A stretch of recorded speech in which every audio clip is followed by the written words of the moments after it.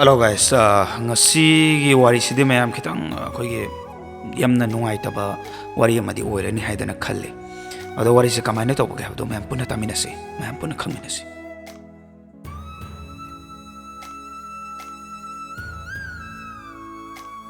Ai hojik isagi chahi kuntaruk sujare. Aige chelinaw mangani. Aina ahum subani. Itakta iche ani ikada ipa nipa amaga inaw nupi amagale. ꯑꯩꯒꯤ ꯕꯕꯥꯗꯣ bus ꯗ꯭ꯔꯥꯏꯚꯔꯅꯤ ꯑꯗꯨꯒ ꯃꯃꯥꯅ ꯌꯨꯝꯗ ꯐꯤ ꯁꯥꯔꯒ ꯂꯩꯕꯅꯤ ꯌꯥꯝ ꯋꯥꯅꯁꯨ ꯍꯧꯔꯛꯈꯤ ꯑꯩꯅ ꯀ꯭ꯂꯥꯁ 5 ꯀꯥꯔꯛꯄꯗ ꯏꯆꯦ ꯑꯍꯟꯗꯣ ꯃꯌꯨꯝ ꯄꯥꯟꯈ꯭ꯔꯦ ꯑꯗꯨꯒ ꯑꯩꯁꯦ ꯑꯉꯥꯡ ꯑꯣꯏꯔꯤꯉꯩꯗ ꯌꯥꯝꯅ ꯀꯟꯅ ꯅꯥꯕꯗꯒꯤ ꯈꯣꯡꯁꯦ ꯆꯤꯡꯗꯨꯅ ꯁꯣꯏꯅꯥꯏꯕ ꯍꯥꯏꯕꯗꯨ ꯑꯣꯏꯈꯤ ꯃꯃꯥ ꯕꯕꯥꯅ ꯑꯩꯕꯨ ꯌꯥꯝ ꯂꯨꯅ ꯇꯧꯕꯤ ꯃꯌꯥꯝꯒ ꯃꯤꯃꯥꯟꯅꯗꯦ ꯍꯥꯏꯕꯒꯤ ꯅꯨꯡꯉꯥꯏꯇꯕꯗꯣ ꯑꯃꯠꯇ ꯂꯩꯍꯟꯕꯤꯔꯛꯈꯤꯗꯦ ꯑꯩꯅ ꯍꯥꯏꯕꯗꯁꯨ ꯑꯗꯨꯝ ꯌꯥꯕꯤꯈꯤ ꯑꯩꯁꯦ ꯉꯥꯎꯕ ꯂꯥꯡꯕ ꯌꯥꯝꯅ ꯄꯥꯝꯖꯈꯤ Mama baba ichili naunassu athengba kaisu leikidi ingsu yamna ing aina class 8 karakpa adwaida aikoi gi lekai dagi nupa ama khangnaki yam nuksinaki aikoi lekai duda khangdaba kanamta leramdi maga iga nuksinabado kanamta na khangdaba leramdi adubu moigi imung amadi aigi imung nadi amata yaramdi moigi imung na aibu yadabagi maramdi aisha soinai haiduna aibu pamlamdi aduga aikhoigi imungna mayadabagi maramdi mado laikai nupa oibagi adubu aikhoi anidi yamna nungsinaki yumgi misingna aibu yamna ngangki fubadi fudi chaibadi adum chai nuksibani na kainaragi khalaga sumamdi ai tawfam khangkidi mamana ngangbu chaibada aina yaraktabadagidi mamana sumaina hairakpane ngonda karigumba aina aikhoigi laikai nupa duda mamana haiba indadana laikhraba thoklabadi Aisha yumda changba yaro sira fawbada changhalloi hairapadagidi Aisha tawfam khangdadana ahing khaya tumdana kaptuna leiki nupaduna su aibu asuk nungsibiraga kamaina kaina doino haidana khanbada ayamna waki matam khara leiraga ai mangondagi lapthoge haidana khallaga kaimta haikidre imanabi gitana adumaina tawgano haidana di haiki aduda aina mu haiki gita ai mabu nungsidabadi nate adubu Mama babana aigi imungna yadaba mangonda aina kamaina leigadoino ima ipana aibu fana nungsiba taragasu ai mangonda gi lapthoge khali moisu mangonda kaimta hairurano mana hangagasu khangde da khummu haiduna aina sinaki ai school de dum chale adobo hana dauna langba khotpadi langdre ekhoi ge class ta imana ba hum yawe nauna changapani moisu kya punti adubu half yearly exam manung oibagi sum lair paminaba matamda khangdaba hangdok hangjin tawba luna tinaba habdu oiraki imanaba ahumdugi maraktagi amana aingonda propose tawraki imanabi avenaw kobi amana hairaki ayyakidi class amata punna taminabani imanaba oina sum loina se hayona aina haikibadagidi imanabado ikaibadagidi school do lakidi laagasu aingonda kawba ngangba kya tokidri aduda aina ikaiba phanaba haidana aina sum kawba ngangba tawbadagidi hana dauna sum chamna loinare adumai tawdana exam loiraba matungda ikoi koidana imanaba amana aingonda asumna hairaki nangbu yamna nuksijaba aige imanaba malai mana nangonda haibiyoina khangba ngamdri asumna hairakibani aduda aina taningde wathido yamna ngangano ai kanamta khangnaroi nang aigi pebam khangibe natro Mana khangdragasu nangna khara haibiyo ai soina haibeni yamna lairaba imung amagi machane haidana haiko asumna aina mangonda haikib aduda imanaba singduna adumaina haigano nang chatpa ngamdaba makti nattedana moina onsellaga aingonda muk chairakibane badumaina adu aiba taragasu ai yaroina haiki aduda imanabuduna amuk hairaki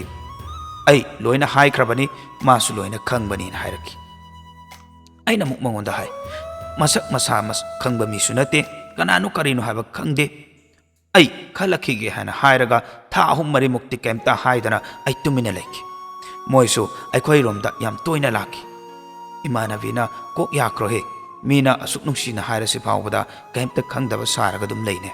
ngambu ngamini nang sokaina ngonda dumaina ngangki ai kemta khumde ai yaningbu su pokti adumai tawdana imanabuduna nupadugi photo du su piramki yakro matam khara khangnaro asumna haidana thembadagidi aisu yarage haidana khangnaki maga iga khangnaragasu wari kaya sanade maramdi aisu phone paide masu phone paide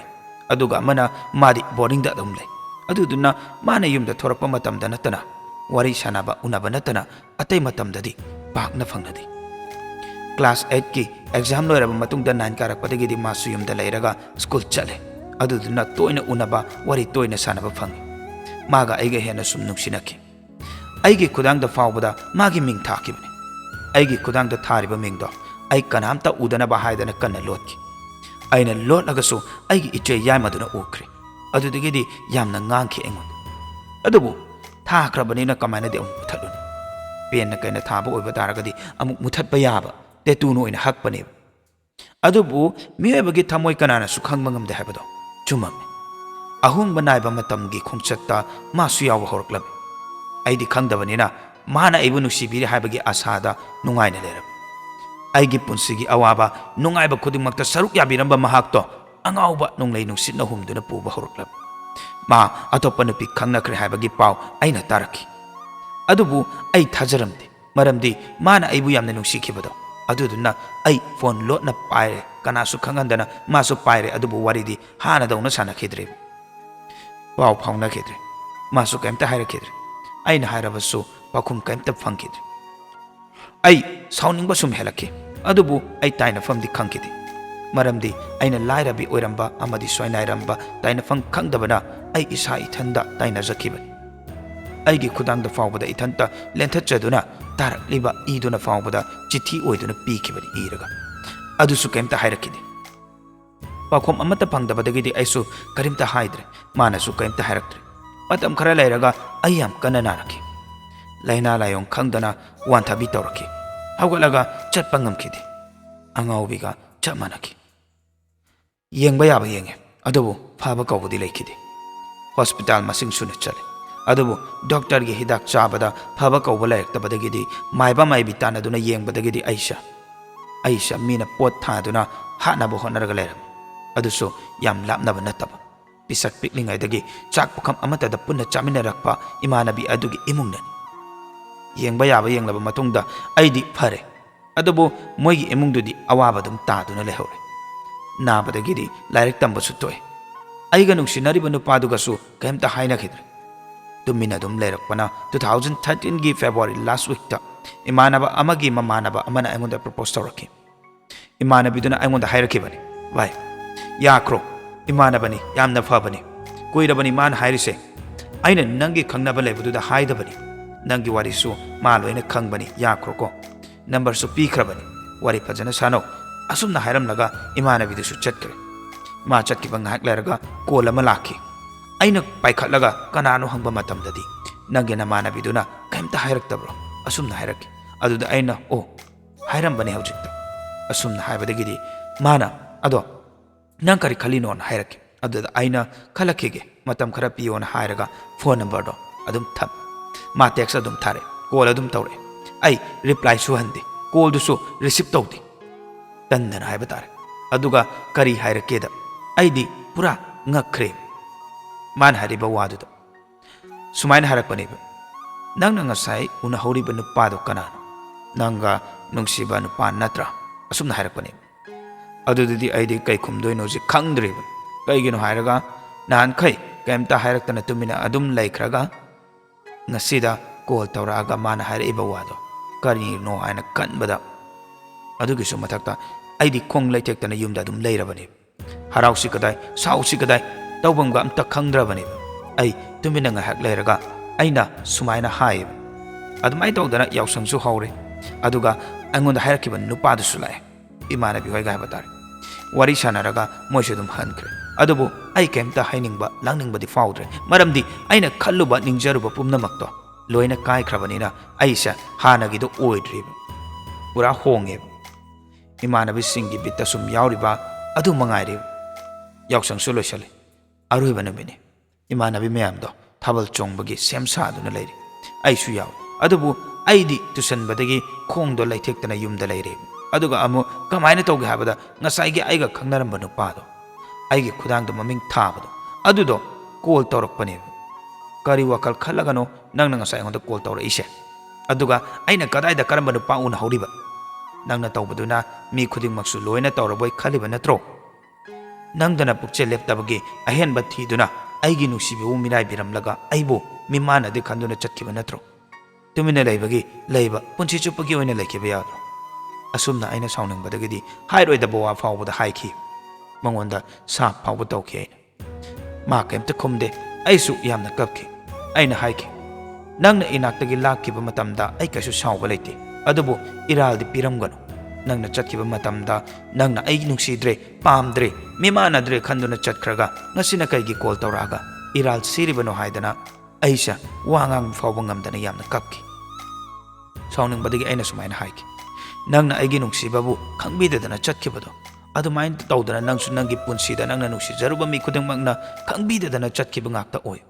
ꯑꯩꯅ ꯂꯥꯟꯗꯃꯛꯇ ꯑꯣꯏꯔꯕꯗꯤ ꯅꯪ ꯑꯩꯅ ꯇꯧꯔꯤꯕ ꯁ꯭ꯔꯥꯞꯁꯦ ꯊꯨꯡꯉꯣ ꯀꯥꯏꯅ ꯍꯥꯏꯈꯤ꯫ ꯑꯗꯨꯗꯒꯤꯗꯤ ꯀꯣꯜꯗꯣ ꯑꯩꯅ ꯀꯛꯑꯒ ꯑꯃꯨꯛ ꯍꯟꯅ ꯃꯥꯒ ꯋꯥꯔꯤ ꯁꯥꯟꯅꯈꯤꯗ꯭ꯔꯦ꯫ ꯑꯩꯁꯨ ꯑꯀꯣꯟꯕꯗ ꯑꯩꯉꯣꯟꯗ ꯄ꯭ꯔꯄꯣꯁ ꯇꯧꯔꯛꯄ ꯅꯨꯄꯥꯗꯨꯗ ꯌꯥꯔꯒ ꯏꯀꯨꯏ ꯀꯨꯏꯗꯅ ꯁꯥꯎꯅꯤꯡꯕꯗꯒꯤ ꯆꯦꯜꯂꯦ꯫ ꯑꯩꯕꯨ ꯊꯃꯣꯏ ꯁꯦꯡꯅ ꯅꯨꯡꯁꯤꯕꯤꯕ ꯃꯤꯗꯨꯅꯦꯕ ꯑꯩꯅ ꯄꯥꯝꯕꯗꯤ, ꯑꯩ ꯑꯍꯦꯟꯕ ꯀꯩꯁꯨ ꯄꯥꯝꯗꯦꯕ꯫ ꯀꯩꯒꯤꯅꯣ ꯍꯥꯏꯔꯒ ꯃꯤꯃꯥꯟꯅꯗ꯭ꯔꯕꯤ ꯁꯣꯏꯅꯥꯏꯔꯕꯤ ꯑꯩꯅ ꯀꯔꯝꯕ ꯑꯍꯦꯟꯕ ꯑꯃꯨꯛ ꯊꯤꯔꯨꯈꯤꯗꯣꯏꯅꯣ?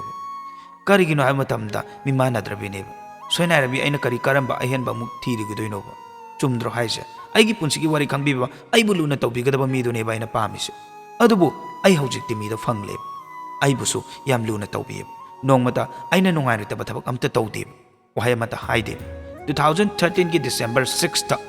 ꯂꯨꯍꯣꯡꯗꯅ ꯏꯆꯥꯅꯨꯄꯤ ꯑꯃꯁꯨ ꯌꯥꯎꯖꯔꯦ꯫ ꯃꯁꯤꯅꯤ ꯑꯩꯒꯤ ꯄꯨꯟꯁꯤꯗ ꯊꯣꯛꯈꯤꯕ ꯅꯨꯡꯉꯥꯏꯇꯕ ꯊꯧꯗꯣꯛ ꯍꯥꯏꯕ ꯇꯥꯔꯒꯗꯤ꯫ ꯑꯗꯣ RR ꯁ꯭ꯇꯣꯔꯤꯒꯤ ꯏꯕꯨꯡꯗ ꯀꯔꯤꯒꯨꯝꯕ ꯋꯥꯍꯩ ꯈꯔꯗꯪ ꯍꯥꯏꯖꯒꯦ꯫ ꯋꯥꯔꯤꯁꯦ ꯑꯩꯒꯤ ꯄꯨꯟꯁꯤꯗ ꯑꯁꯦꯡꯕ ꯊꯣꯛꯈꯤꯕ ꯋꯥꯔꯤ꯫ ꯑꯩꯅ ꯏꯕꯗ ꯑꯁꯣꯏꯕ ꯑꯔꯥꯟꯕ ꯌꯥꯎꯔꯒꯁꯨ ꯉꯥꯛꯄꯤꯌꯨ꯫ RR ꯁ꯭ꯇꯣꯔꯤꯒꯤ ꯏꯕꯨꯡꯕꯨꯁꯨ ꯍꯥꯏꯅꯤꯡꯉꯥꯏ ꯂꯩꯇꯅ ꯊꯥꯒꯠꯆꯔꯤ꯫ ꯃꯁꯤꯅꯤ ꯉꯁꯤꯒꯤ ꯋꯥꯔꯤ ꯍꯥꯏꯕ ꯇꯥꯔꯒꯗꯤ꯫ ꯑꯗꯣ ꯅꯨꯡꯉꯥꯏ ꯌꯥꯏꯐꯅ ꯂꯩꯕ ꯑꯣꯏꯕꯤꯌꯨ꯫ ꯑꯩꯅ ꯇꯧꯕ ꯍꯥꯏꯕꯁꯤꯗꯤ ꯑꯩꯅ ꯑꯗꯨꯝ ꯐꯪꯉꯒꯗꯕ ꯂꯩꯔꯕ ꯑꯗꯨꯝꯕ ꯉꯥꯛꯇꯅꯤꯀꯣ, ꯀꯅꯥꯝꯇꯅ ꯈꯦꯠꯇꯣꯛꯄꯁꯨ ꯉꯝꯃꯣꯏ꯫ ꯑꯗꯨꯅ ꯌꯥꯔꯤꯈꯩꯗꯤ ꯐꯠꯇꯕ ꯊꯕꯛꯁꯤꯀꯣ, ꯐꯠꯇꯕ ꯊꯕꯛꯁꯦ ꯌꯥꯔꯤꯉꯩꯗꯤ ꯇꯧꯕꯤꯗꯅꯕ ꯑꯩꯈꯣꯏꯒꯤ ꯁꯥꯏꯠꯇꯒꯤꯁꯨ ꯍꯥꯏꯖꯔꯤ꯫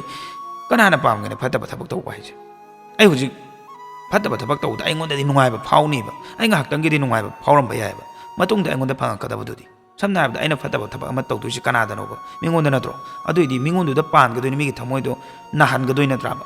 ꯑꯗꯣ ꯑꯗꯨꯒꯤ ꯑꯩꯅ ꯇꯧꯔꯨꯕꯗꯣ ꯑꯗꯨꯒꯤ ꯃꯍꯩꯗꯣ ꯑꯩꯉꯣꯟꯗ ꯁꯣꯏꯗꯅ ꯐꯪꯒꯅꯤꯕ꯫ ꯑꯩꯅ ꯃꯤꯒꯤ ꯊꯃꯣꯏꯕꯨ ꯅꯥꯍꯜꯂꯨꯕ, ꯃꯤꯒꯤ ꯊꯃꯣꯏꯕꯨ ꯃꯣꯍꯜꯂꯨꯕ, ꯃꯤꯕꯨ ꯑꯣꯜꯂꯨꯕ ꯅꯩꯔꯨꯕ, ꯑꯩꯅ ꯃꯤꯒꯤꯗꯃꯛꯇ ꯐꯠꯇꯕ ꯊꯕꯛ ꯇꯧꯔꯨꯕꯗꯨꯅ ꯃꯔꯝ ꯑꯣꯏꯔꯒ ꯑꯗꯨꯗꯣ ꯑꯃꯨꯛ ꯑꯩꯉꯣꯟꯗ ꯍꯟꯖꯜꯂꯛꯑꯒ ꯆꯞ ꯆꯥꯅ ꯑꯗꯨꯗꯒꯤ ꯍꯦꯟꯅ ꯑꯗꯨꯝ ꯐꯪꯒꯅꯤꯕ꯫ ꯑꯩꯅ ꯇꯧꯕ ꯑꯩꯅ ꯐꯪꯉꯦ ꯍꯥꯏꯕꯗꯨꯅꯤꯀꯣ꯫ ꯑꯗꯣ ꯁꯤꯅꯤ ꯑꯩꯅ ꯍꯥꯏꯖꯧ ꯍꯥꯏꯕ ꯇꯥꯔꯒꯗꯤ꯫ ꯑꯗꯣ ꯌꯥꯝ ꯅꯨꯡꯉꯥꯏ, ꯌꯥꯝ ꯐꯅ ꯂꯩꯕꯤꯌꯨ꯫ ꯃꯇꯨꯡ ꯇꯥꯔꯛꯄꯗꯁꯨ ꯑꯁꯤꯒꯨꯝꯂꯕ ꯑꯁꯦꯡꯕ ꯊꯣꯛꯈꯤꯕ ꯋꯥꯔꯤ ꯑꯗꯨꯝ ꯃꯌꯥꯝ ꯑꯃ ꯍꯥꯏꯇꯥꯔꯦꯀꯣ